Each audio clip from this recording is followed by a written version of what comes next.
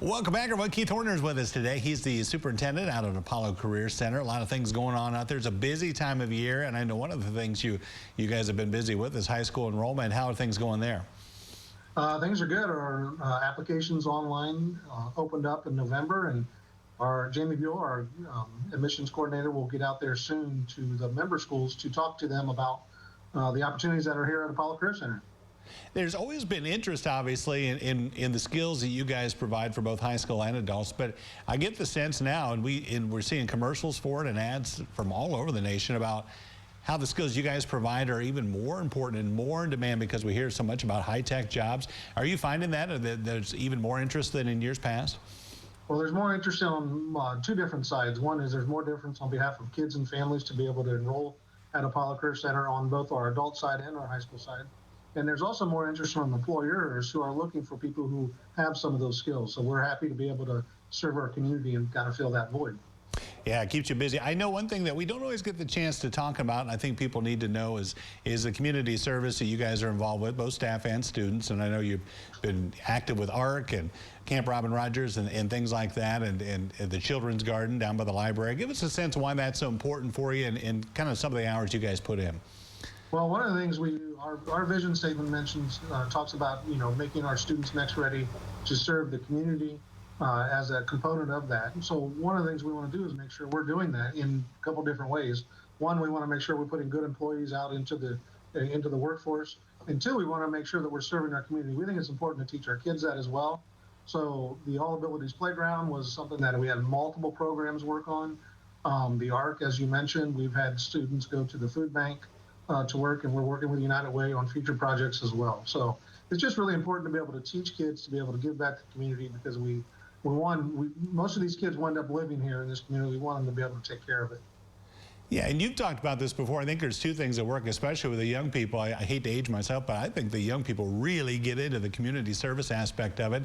And the other thing is, as you mentioned, they're in classes where they can really help with it. As you mentioned, the playground programs and those kind of things. There's two things coming together, that desire to help out and also the skills that they have.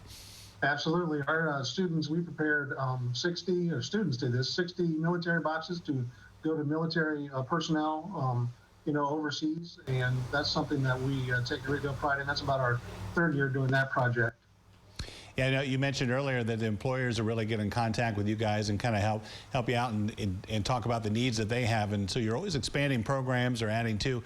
One of those areas is robotics and also nursing, but let's talk about the robotics. That's really become an up-and-coming thing. Yeah, so we're exploring adding a high school senior element robotics program to be able to get kids to be able to have maybe some credentials as a senior. Maybe they wanted to come here, but they didn't pull the trigger, and maybe their schedule permits more as a senior. So we're hoping to be able to add that particular program next year. But robotics is everywhere. If you watch the news, I'm on LinkedIn and also Twitter. You can see manufacturing facilities where they're reliant more and more on robotic devices.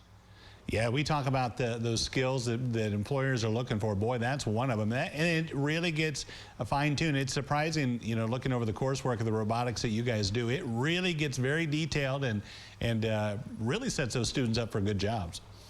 It really does. I mean, the opportunities are kind of endless, and where kids go next, where we talk about being next ready at Apollo Career Center, they really don't know, but we know that we try to give them a good foundation to serve their employers and their community very, very well.